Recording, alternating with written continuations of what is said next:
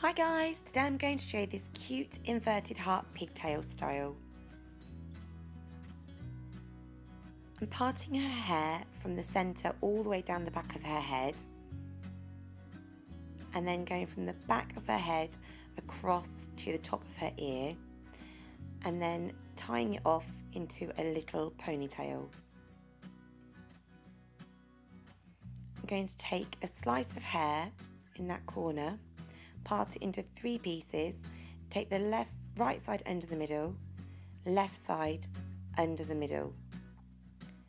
This time, before I take the right side under, I'm going to add a new piece of hair to that part, take both pieces under the middle, add a new piece of hair to the left side, combine them, take both pieces under the middle, add a new piece of hair to that piece on the right, combine them together, take them under the middle, get a new piece of hair to the left, combine it, take them both under the middle, get another piece of hair from the right hand side, combine it with that right piece, take it under the middle, and I'm going to continue that all the way down.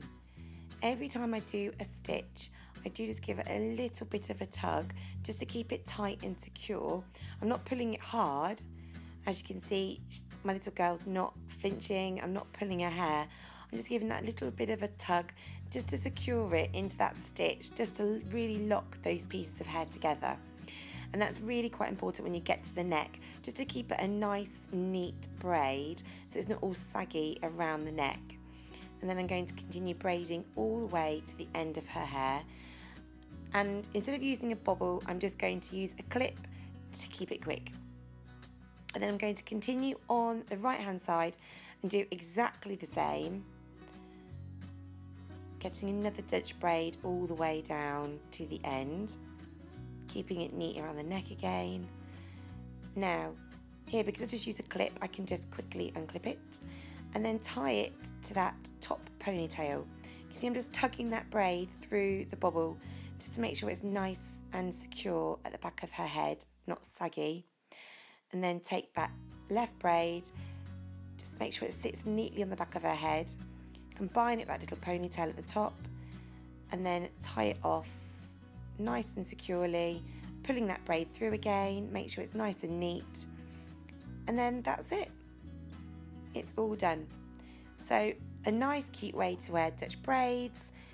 My little girl loves wearing her hair high in little ponytails like this, but the hair becomes a bit loose a little bit at the back. So if I braid it first, it keeps it neat all day long. And it looks super cute from the front. So I hope you like this tutorial and you give it a go.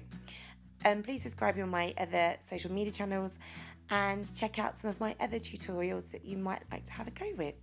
So till next time, thanks ever so much for watching. Please subscribe to my channel and see the next video coming soon. Take care, bye.